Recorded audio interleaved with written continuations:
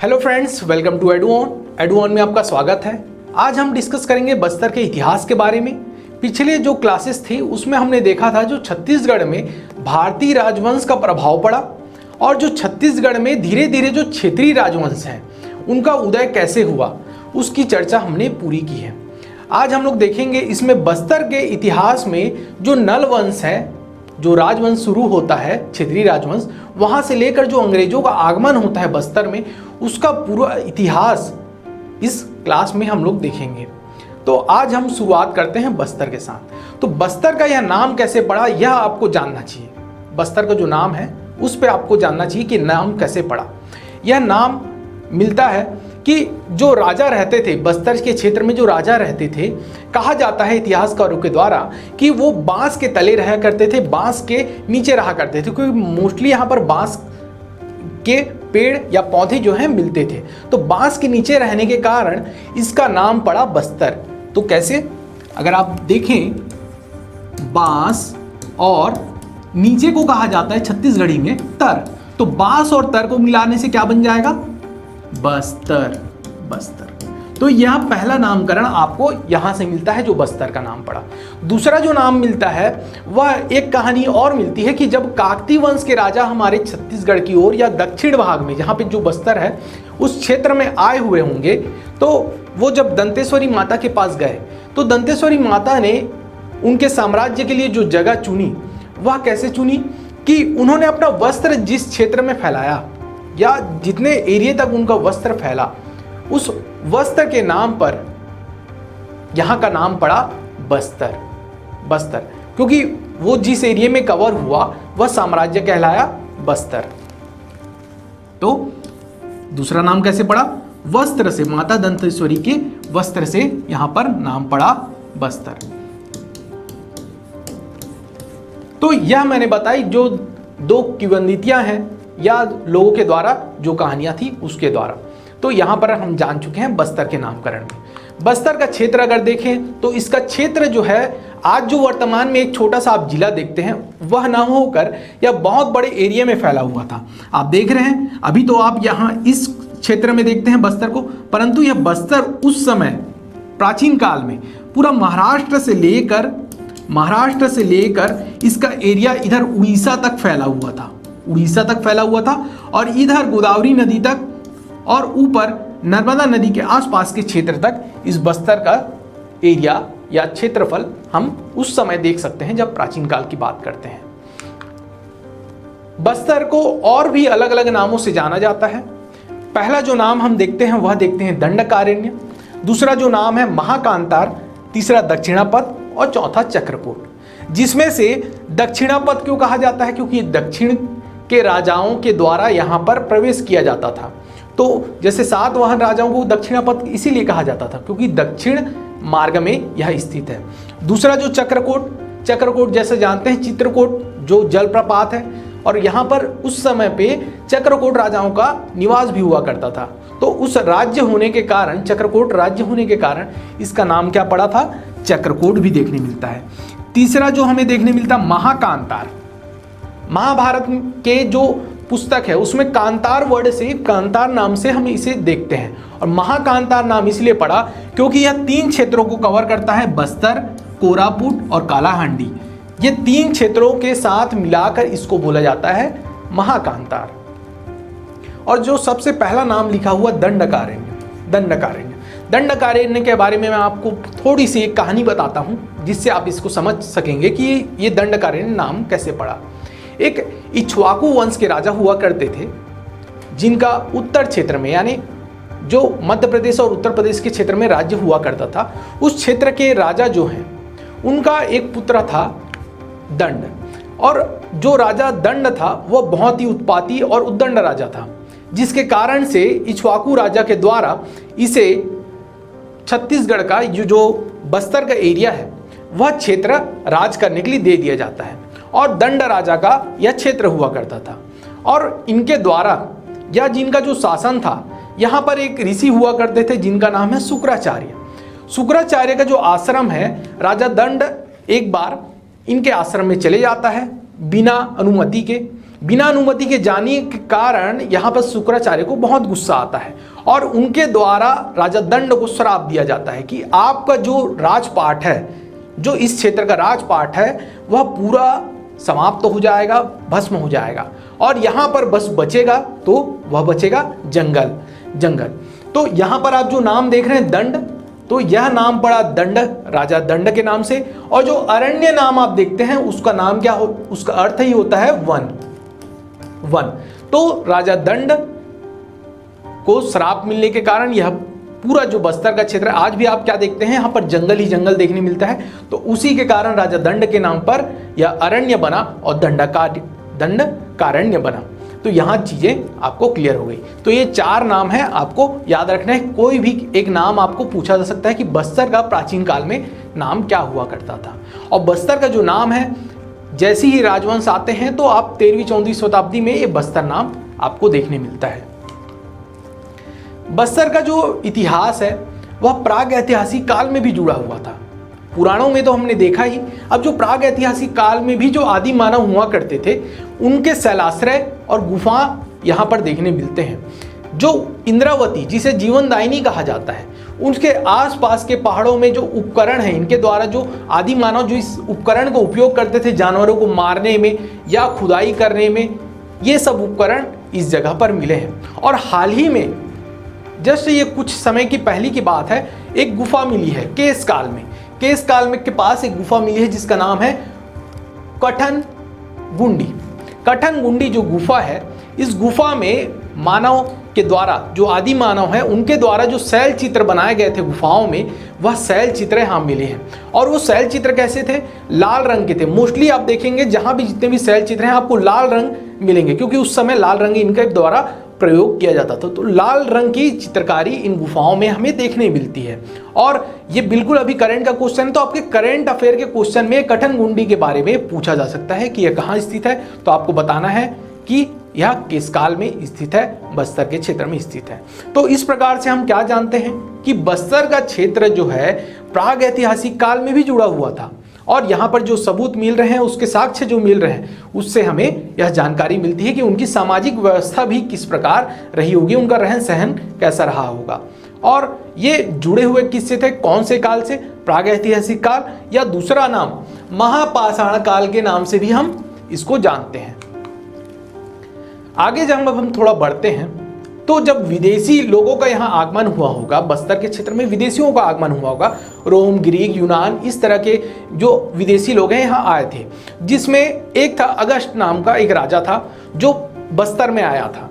कहा जाता है कि जो यह राजा आया था 2000 वर्ष पूर्व की बात है, जब यह राजा आया तो उसके द्वारा बस्तर के राजा को पहाड़ी मैना उपहार स्वरूप दी गई थी। यह जो इमेज में देख रहे हैं, पहाड़ी मैना जो बस्तर में पाई जाती है, पहाड़ी मैना को बस्तर में उपहार स्वरूप दी गई थी। और यही पहाड़ी मैना वर्तमान में आप जानते हैं इसे राजकीय पक्षी घोषित किया गया है छत्तीसगढ़ का।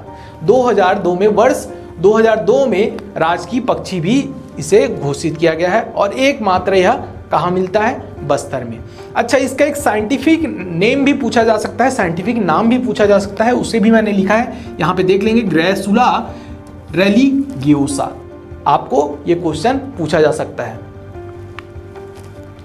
अगली जो जानकारी मिलती है रोमन साम्राज्य और इनके आगमन के पश्चात, तो जैसे ही हम आगे पहुंचते हैं, मौर्य शासन देखते हैं, गुप्त शासन देखते हैं, तो ये जैसे बड़े बड़े साम्राज्य थोड़ा विघटित होते हैं, तो सातवाहन साम्राज्य के बारे में जानकारी मिलती है। सातवाहन साम्राज्य के बारे में मैंने पिछले क्लास में डिस्कस किया है, जहां पे मैंने भारतीय राजवंश के बारे में बताया था। तो वहां पे उस क्लास को आप पूरा देखेंगे तो आपको ये क्लियर हो जाएगा। अभी थोड़ा सा बताता हूं आपको चीजें। जैसे आप अगर मैप देख रहे हैं, तो सातवाहन साम्राज्य दक्षिण के क्षेत्र में हुआ करता था, इनका साम्राज्य, और इनका प्रभाव छत्तीसगढ़ में भी देखने मिलता था। जो बस्तर का क्षेत्र है वहां पर भी इनके कुछ राजा का निवास हुआ करता था। परंतु धीरे धीरे जब अन्य राजाओं का आक्रमण शुरू होता है, तो यहाँ पर इनकी सत्ता क्या होती है, धीरे धीरे सातवाहन साम्राज्य के राजाओं की सत्ता धीरे धीरे समाप्त हो जाती है। इनके अधीन जो राजवंश आता है, जिनका उदय होता है, वो होते हैं राजा नल का, या नल वंशीय राजाओं का। सातवाहन राजाओं के जितने भी क्षेत्र रहते हैं उस पर अधिकार किनका हो जाता है? नलवंशी का, और यहीं से शुरुआत होता है नलवंश का। अब हम देखेंगे छत्तीसगढ़ में जो यहाँ से आपका पहला राजवंश छत्तीसगढ़ में बस्तर के क्षेत्र में शुरू होता है। बस्तर के क्षेत्र में स्पेशली आप ध्यान देंगे। इसके पहले जो राज श्री तुल्य वंश ये सब देखा, हमने देखा छत्तीसगढ़ के ये सरबपुरी और ये जितने भी राजा थे ये सिरपुर के आसपास के क्षेत्र में थे, और ये जो राजा हैं बस्तर के क्षेत्र में। तो नल वंश का भी थोड़ा सा इतिहास हम देखते चलते हैं ताकि हम पूरा जोड़ के देख सकें या कनेक्ट कर सकें कि ये राजा कहाँ से आए, कैसे इनका उद्भव हुआ। तो एक राजा होते थे निषाद राज, जिनका नाम है वीरसेन। वीरसेन का पुत्र होता है राजा नल, जिनका विवाह होता है विदर्भ राजकुमारी दमयंती के साथ। और ये राजा नल और दमयंती की कहानी महाभारत काल में भी हमें देखने मिलती है, जो बहुत फेमस है। इनका जो प्रेम विवाह हुआ था वह भी बहुत फेमस है, इनके बारे में आप देख सकते हैं। तो इन्हीं राजा के नाम पर, जो राजा नल है उनके नाम पर ही इस वंश का नाम पड़ता है नलवंश, या इनको उस समय का आदि पुरुष जो आगे के राजा आए वो इन्हें मानते हैं। इनके बारे में जो और चीजें मिलती है वो वायु पुराण और शतपथ ब्राह्मण, ये दो पुराण हैं, इनसे भी इनकी जानकारी मिलती है, पुराणों से भी। जिसमें वायु पुराण में कहा गया कि ये नैषद, उस समय नैषद प्रदेश कहा जाता था, ये देख रहे हैं आप, नैषद प्रदेश के स्वामी हुआ करते थे। और शतपथ ब्राह्मण में बोला गया कि नैषद प्रदेश के साथ ही साथ ये जो है कौशल के भी स्वामी हुआ करते थे। और इन्होंने जो राजधानी बनाई थी, जो राजधानी बनी वह बस्तर के क्षेत्र में एक पुष्करी नाम की जगह है, उस जगह को इन्होंने अपनी राजधानी बनाई। इनके बारे में जो जानकारी मिलती है वह मिलती है ताम्रलेख और अभिलेखों से, जिसमें आपको ताम्रलेख और अभिलेख के नाम बिल्कुल राजाओं के नाम के साथ याद रखना है, क्योंकि राजा का नाम आपको अलग एग्जाम में दिया जा सकता है और पूछा जा सकता है कि यह कौन से ताम्रलेख या अभिलेख से संबंधित है, ताम्रपत्र या अभिलेख से संबंधित है। तो आप यहाँ पर देखिए, नाम को देखते जाइए। भवदत्त वर्मन रिद्धिपुर ताम्रपत्र से संबंध था इनका, जो महाराष्ट्र अमरावती में मिला है। अर्थपति भट्टारक के नाम से जानते हैं, जिसका जानकारी मिला है हमें केसरी बेड़ा ताम्रपत्र उड़ीसा से। भीमसेन की जानकारी मिली है पांड्या पाथर से, जो उड़ीसा में स्थित है। और स्कंद वर्मन पोड़ागढ़ से, पोड़ागढ़ जो उड़ीसा में स्थित है, पोड़ागढ़ वहां से मिली है। और लास्ट जो है विलासतुंग के राजिम शिलालेख से जानकारी मिली है। विलासतुंग के राजिम शिलालेख से तो इनके पूरे नलवंश के जितने भी राजा हुए उनकी भी जानकारी मिली है। तो ये चीज आपको बिल्कुल नोट करके रखनी है, इनमें से एक क्वेश्चन बनना तो निश्चित ही है। तो यहां पर हमने देखा कि तीन ताम्रपत्र मिले हैं, यहां पर 3 ताम्रपत्र हैं और 2 शिलालेख हैं, जो इस वंश के बारे में हमें जो जानकारी मिली वो पूरी यहीं से मिली। आगे हम देखते हैं कि इनकी वंशावली किस प्रकार रही है। वंशावली, जैसे मैंने हर बार बताया कि अगर आप वंशावली समझ जाते हैं, राजाओं के बारे में जान जाते हैं, तो एक क्वेश्चन आपका ऐसा भी आता है कि यह राजा किस वंश से संबंधित है, तो बिल्कुल आप ये क्वेश्चन बना सकते हैं। तो यहाँ पर पहला जो राजा होता है, इनका आदि पुरुष होता है, उसका नाम होता है सिसुक। सिसुक के बाद आता है व्याघ्रराज, फिर वृषराज, वराहराज, भवदत्त वर्मन। फिर उनके जो 2 बेटे हैं, एक होता है अर्थपति भट्टारक और दूसरा स्कंद वर्मन। तो ये हुई इनकी वंशावली। इनके बाद भी जो राजा आए ये बस्तर के क्षेत्र में निवास नहीं किए, ये चीज आपको याद रखना है। इसीलिए आपको ये दिख रहा होगा इसके बाद भी राजा हैं, परंतु इसके बाद जो अर्थपति है और स्कंद वर्मन के बाद कुछ राजा जो थे वो इस जगह निवास नहीं किए, वो चले गए बस्तर के क्षेत्र को छोड़कर राजिम के क्षेत्र में, क्योंकि यहाँ पर अन्य जो राजा हैं आसपास के पांडुवंश के राजा सरबपुरी हैं, राजश्री तुल्य वंश है, इनका सब आक्रमण शुरू हो जाता है, चालुक्य वंश का भी आक्रमण शुरू हो जाता है, जिसके कारण इनको छोड़ना पड़ा था और उसके बाद ये राजिम के क्षेत्र में चले गए थे। यहाँ से शुरुआत करेंगे हम राजा सिसुक के साथ, जो इनका पहला संस्थापक होता है। इनका जो पहला राजा होता है, या आदि पुरुष कहा जाए या संस्थापक कहा जाए, वह कौन होता है? सिसुक। और 290 ईस्वी में यह शासन या इस वंश की स्थापना यहाँ करता है। 290 से लेकर आपको इनकी जो 1000 ईस्वी तक इनका शासन रहता है, बहुत लंबा शासनकाल हमें देखने मिलता है। तो राजा सिसुक राजधानी कहाँ बनाया गया? पुष्कर में बनाता है, पुष्करी में यह राजा बनता है। तो पुष्करी में जब यह राजपाट करता होता है तो उसी समय नल वंश के राजा के समकालीन एक राजा और होते हैं वाकाटक। वाकाटक वंश का भी राजपाट आपको महाराष्ट्र के क्षेत्र में देखने मिलेगा, जिसमें प्रवर सेन इनके समकालीन होते हैं। इसके पश्चात जब इनके उत्तराधिकारी की बात होती है तो दूसरा जो राजा आता है उसका नाम होता है व्याघ्रराज। व्याघ्रराज 330 ईस्वी में शासन संभालता है और इसके काल में बहुत महत्वपूर्ण घटना होती है जिसको आपको याद रखना है, क्योंकि जो जानकारी मिलती है वह इन्हीं से मिली है। तो पहली जो जानकारी मिलती है वह यह मिलती है कि जो इस ओर उत्तर की ओर में गुप्त वंश हुआ करता था, गुप्त राजवंश हुआ करता था, उस गुप्त वंश के एक राजा होते थे, बहुत ही शक्तिशाली राजा थे जिनका नाम था समुद्रगुप्त। समुद्रगुप्त जो था बहुत ही साम्राज्य विस्तार पे अपना ध्यान देता था और एक उसने चलाया था दक्षिणापथ अभियान। दक्षिण की ओर वह अपना साम्राज्य फैलाना चाहता था। तो दक्षिण के जब अभियान में वह जाता है तो वह दक्षिण कोसल और बस्तर के क्षेत्र में भी प्रवेश करता है, जहां पर पहला उसका सामना होता है वह कोसल के राजा महेंद्र के साथ, और दूसरा जो सामना होता है वह होता है व्याघ्रराज के साथ, जो उस समय नलवंशी राजा होता है बस्तर का। तो ये दोनों के साथ इनका सामना होता है। और यह सब जो बातें हैं यह किस में लिखी गई है? तो यह सब बातें अगर आप देखना चाहेंगे तो इनके एक दरबारी होते थे, समुद्रगुप्त के एक दरबारी थे जिनका नाम है हरिसेन। हरिसेन के द्वारा प्रयाग में, जो वर्तमान में प्राचीन पहले इनका नाम था इलाहाबाद, आज प्रयाग के नाम से जानते हैं, तो प्रयाग प्रशस्ति करके एक आपको देखने मिलेगा, उसमें लिखा हुआ है हर चीज कि इस समय कांतार नरेश हुआ करते थे जिनका नाम था व्याघ्रराज। तो वहां पे कांतार नाम आपको देखने मिलेगा। क्या नाम देखने मिलेगा? बस्तर का प्रयाग प्रशस्ति में अगर नाम पूछा जाए तो आपको नाम देखने मिलेगा कांतार। कांतार। यहां तक आपको चीजें पूरी क्लियर हो गई होंगी। जब व्याघ्रराज का शासन यहां पर समाप्त होता है, इसके बाद जो राजा आते हैं उनका नाम होता है वराहराज। वराहराज जो शासन संभालते हैं 400 ईस्वी में। इसके पहले जो राजा थे वृषराज, भी जैसे वंशावली में आपने देखा होगा वृषराज नाम था, उनका कोई ऐसा ज्यादा योगदान नहीं था, इसीलिए हमने उसकी चर्चा नहीं की है। उसके बाद के राजा को हम देख रहे हैं, वराहराज का शासन करते हैं। तो वराहराज के बारे में जो जितनी भी जानकारी मिली वह मिलती है सिक्कों से। सबसे ज्यादा सिक्के इनके ही प्राप्त हुए हैं। करीबन कहा जाता है इडेंगा जो है, कोंडा गांव के पास जो इडेंगा जो गांव है, वहां से 29 स्वर्ण के सिक्के मिले हैं, जिसमें आगे के राजा जो है भवदत्त वर्मन है, अर्थपति है, उनके भी सिक्के इसमें शामिल हैं। तो यहाँ पर ये 29 स्वर्ण सिक्के इनके बारे में है। और इनके सिक्कों की भी खासियत होती थी कि जो सिक्के होते थे उसमें एक और चिन्ह बना हुआ था, कुछ न कुछ राजा का या उनके बारे में लिखा हुआ कुछ न कुछ चिन्ह होता था, और दूसरे ओर जो है सिक्का पृष्ठ साइड, उसका बैक साइड जो होता था वो बिल्कुल सपाट होता था, उसमें कुछ नहीं लिखा होता था।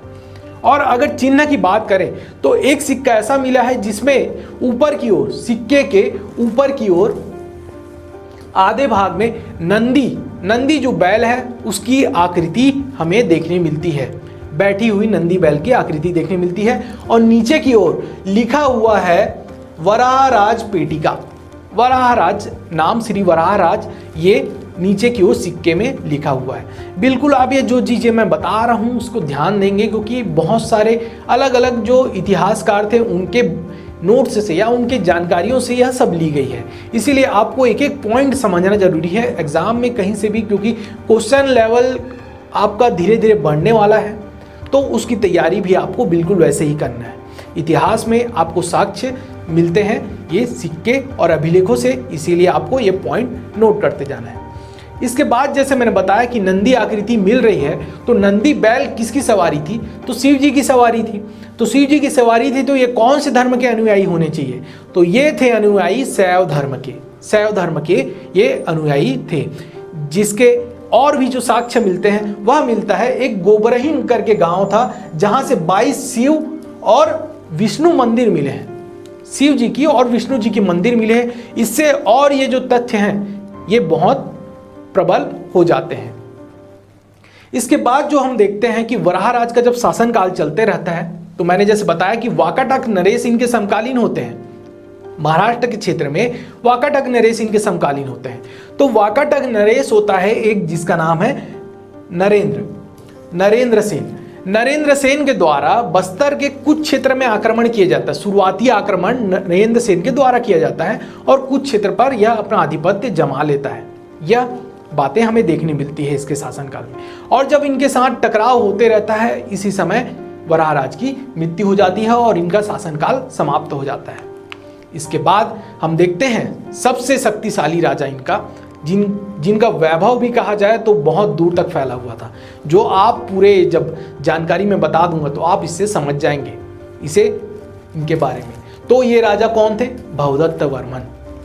वराहराज के बाद जो राजा है उनका नाम क्या है? भवदत्त वर्मन। इनका शासन कब से देखते हैं हम? 440 ईस्वी से लेकर 460 ईस्वी तक। इन्होंने एक उपाधि धारण की थी जिसको आपको जानना है, वह है महाराजा। और जो ताम्रपत्र मिला था, स्टार्टिंग में मैंने बताया था जिस ताम्रपत्र से इनकी जानकारी मिली वह ताम्रपत्र था रिद्धिपुर ताम्रपत्र। इनके जो ये पूजा करते थे तो महेश्वर और कार्तिकेय और महेश्वर, इनका यह भक्त हुआ करता था। तो अगर आप इनको यहाँ पे भी आप देख रहे हैं, महेश्वर की बात हो गई, शिव जी की बात हो गई, तो यह भी किसके अनुयायी थे? शिव जी के अनुयायी थे या शैव धर्म का अनुयायी हुआ करता था। कौन? भवदत्त वर्मन। भवदत्त वर्मन जैसे मैंने बताया बहुत ही शक्तिशाली राजा था। इसके समय में जो इसका राज्य था बहुत ही समृद्ध था। इसके जब इसने अपनी पत्नी अचिली भट्टारिका के साथ एक प्रयाग की ओर यात्रा की तो वहां पर उनके द्वारा एक गांव दान देने का साक्ष्य भी मिला है प्रयाग में, अचिली भट्टारिका के द्वारा। किसकी पत्नी थी? भवदत्त वर्मन की। भवदत्त वर्मन की पत्नी अचिली भट्टारिका। अब यहां पर हुआ क्या था उसको थोड़ा सा ध्यान से समझेंगे तो आपको आगे की चीजें समझ में आएगी क्यों मैं बता रहा हूं। जब यह प्रयाग गए होंगे तो प्रयाग में उस समय किसका शासन था? गुप्त वंश का शासन था। तो गुप्त वंश का शासन था तो वहां पर जाएंगे तो उनके राजा से भी मिलेंगे। तो इतिहासकारों का मानना है कि जब वो उस जगह गए होंगे तो उनके राजाओं से मिले होंगे और उनसे उन्होंने सहायता मांगी होगी या उनके सैनिक मांगे होंगे ताकि वह वाकाटक नरेश पर आक्रमण कर सके, जहां उनकी राजधानी होती नंदीवर्धन, वहां पर आक्रमण कर सके। तो यहां पर हम देखते हैं कि भवदत्त अपना जब शासन विस्तार पुष्करी से लेकर जाता है तो वह नरेश, जो वाकाटक नरेश होता है नरेंद्र सेन, उन पर चढ़ाई कर देता है और उनकी जो राजधानी रहती नंदीवर्धन, उसको बुरी तरीके से तहस नहस कर देता है और अपने अधीन ले लेता है। तो यहां पर क्या देख रहे हैं आप? भवदत्त वर्मन जो अपना शासन विस्तार कहां से कहां कर लिया भाई? ये कर लिया अपना शासन पुष्करी से लेकर, जो बस्तर का क्षेत्र है पुष्करी से लेकर यह अपना शासन फैला लेता है। यहां पर देख लेते हैं मैप में, यहां पर था पुष्करी और यहां था दूसरा जो क्षेत्र है वह नंदीवर्धन। तो पुष्करी से लेकर वह नंदीवर्धन के क्षेत्र तक अपना पूरा शासन यहां फैला लेता है। तो इस शासन विस्तार के कारण भी भवदत्त वर्मन को जाना जाता है। भवदत्त वर्मन क्योंकि आर्थिक समृद्धि का काल था, इसका बहुत समृद्ध था, इतना शासन फैला लिया था, जिस कारण से इसके काल को स्वर्ण काल भी कहा जाता है। नल वंश का स्वर्ण काल भी कहा जाता है या बस्तर का स्वर्ण काल इसे कह सकते हैं। एक और चीज ध्यान रखेंगे, जो यहाँ पर भवदत्त वर्मन है, भवदत्त वर्मन ये पहला ऐसा शासक हुआ जिसने बस्तर के क्षेत्र के अलावा भी अन्य क्षेत्रों पर अपना अधिकार जमाया। इन सब पॉइंट को आप ध्यान देते जाएंगे। भवदत्त वर्मन के बाद इनके दो बेटे होते हैं, जैसे वंशावली में मैंने बताया था, एक है अर्थपति, दूसरा है स्कंद वर्मन। तो अर्थपति और स्कंद वर्मन के बीच में जब देखा जाता है तो ज्येष्ठ पुत्र होता है कौन? अर्थपति। तो यहां पर शासन मिल जाता है, किसे? शासन मिल जाता है अर्थपति को। तो अब हम देखेंगे अर्थपति के बारे में जब उसे शासन मिल जाता है। अर्थपति भट्टारक, जिसे शासन मिलता है 460 ईस्वी से लेकर 475 ईस्वी तक शासन करने का मौका मिलता है।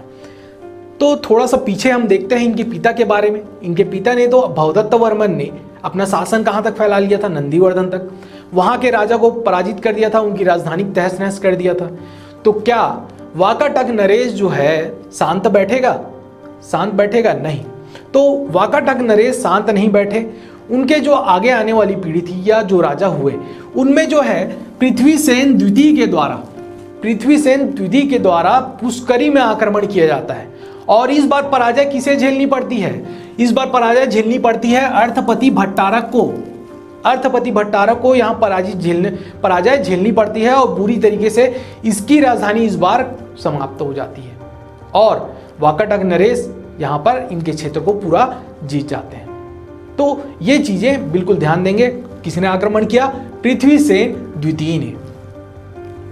इनके बारे में और जो जानकारी मिलती है वह यह मिलती है कि इन्होंने भी गांव एक दान किया था जिसका नाम है कोसलेक ग्राम।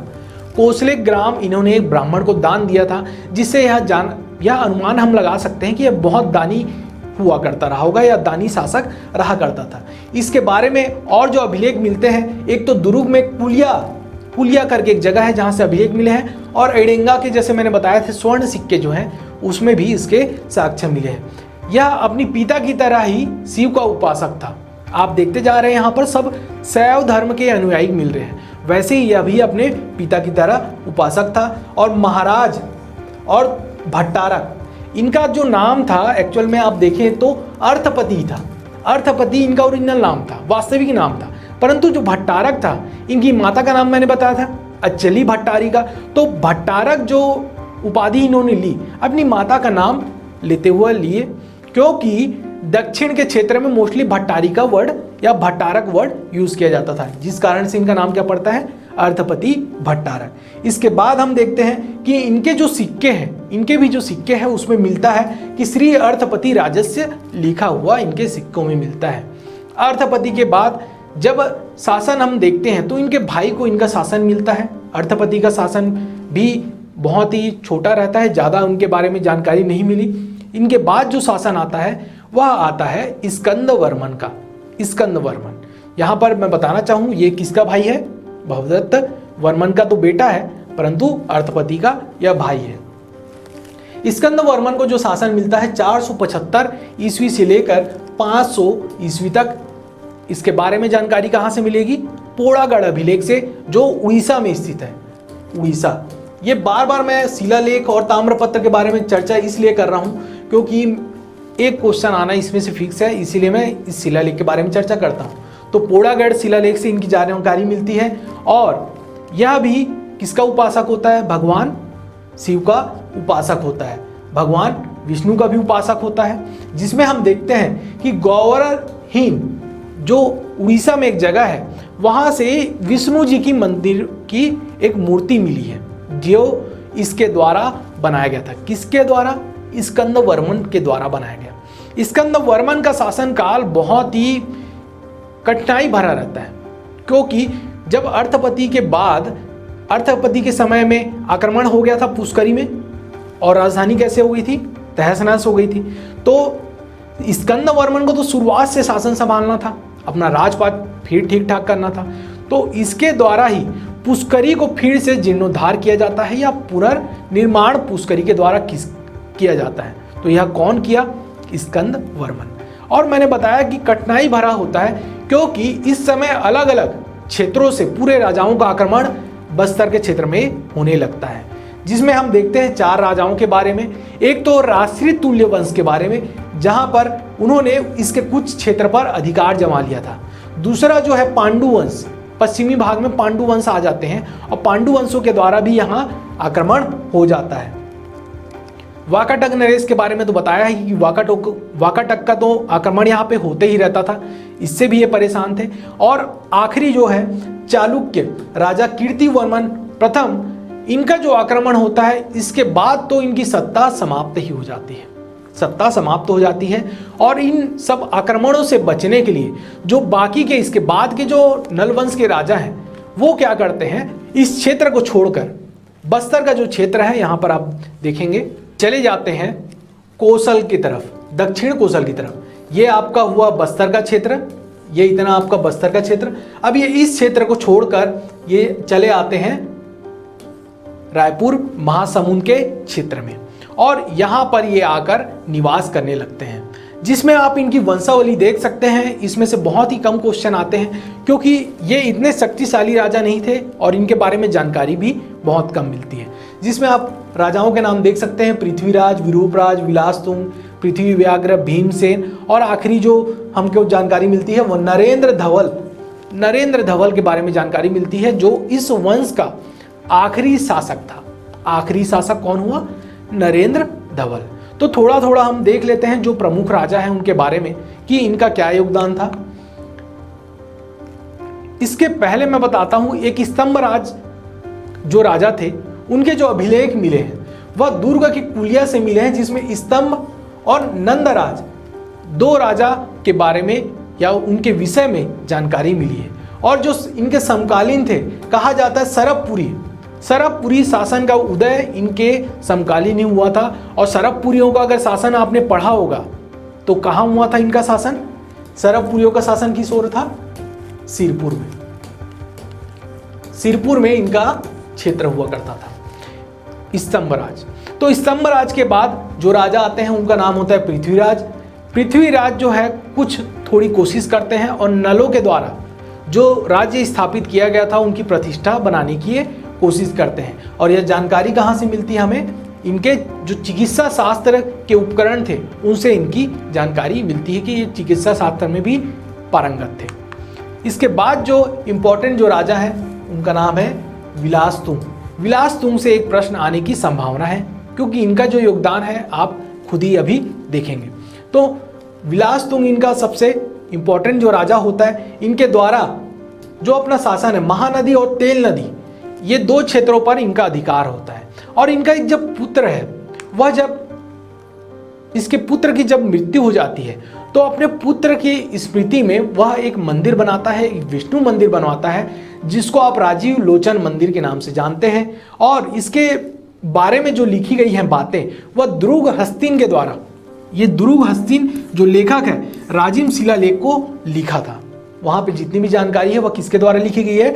द्रुग हस्तिन के द्वारा। और यह समकालीन अगर बात की जाए तो यह महाशिवगुप्त बालार्जुन का जो पांडु वंश के एक शासक होता है, इसका समकालीन है। कुछ पुस्तकों में तीवर देव भी देखने मिलता है, कुछ पुस्तकों में महाशिवगुप्त बालार्जुन के बारे में लिखा हुआ है। तो इस प्रकार हम क्या देख रहे हैं कि सबसे इंपॉर्टेंट जो आखिरी जो अगर देखें रायपुर के क्षेत्र में, रायपुर और गरियाबंद आरंग के क्षेत्र में जो राजा था उस समय, इनका आखिरी राजा विलासतुंग, जो जिसने अच्छे से शासन किया। और इनका जब इम्पोर्टेंट जो महत्वपूर्ण योगदान के बारे में बात करेंगे तो राजीव लोचन का मंदिर जो महानदी के तट पर या छत्तीसगढ़ का प्रयाग भी जिसे बोलते हैं, वह इनका महत्वपूर्ण योगदान था।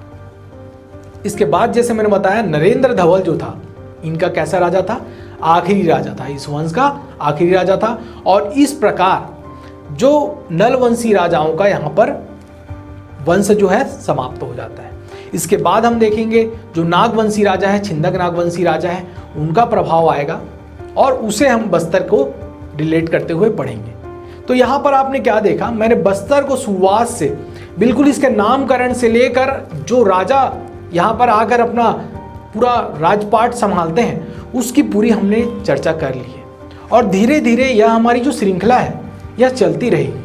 अगर आप हमसे जुड़े रहना चाहते हैं तो आप हमारा जो एडुऑन का ऐप है उसे डाउनलोड कर लीजिए, क्योंकि इस जो वीडियो आपने देखा इसके बारे में जो नोट्स है वह आपको एडुऑन में ही मिलेगा। जो एडुऑन का ऐप है वही आपको हम प्रोवाइड करेंगे। तो हमारे जो एडुऑन का ऐप है उसे डाउनलोड करें और वहाँ पर जाकर भी इस वीडियो को देखें ताकि आपको यह PDF के फॉर्म में भी वहाँ पर मिल सके।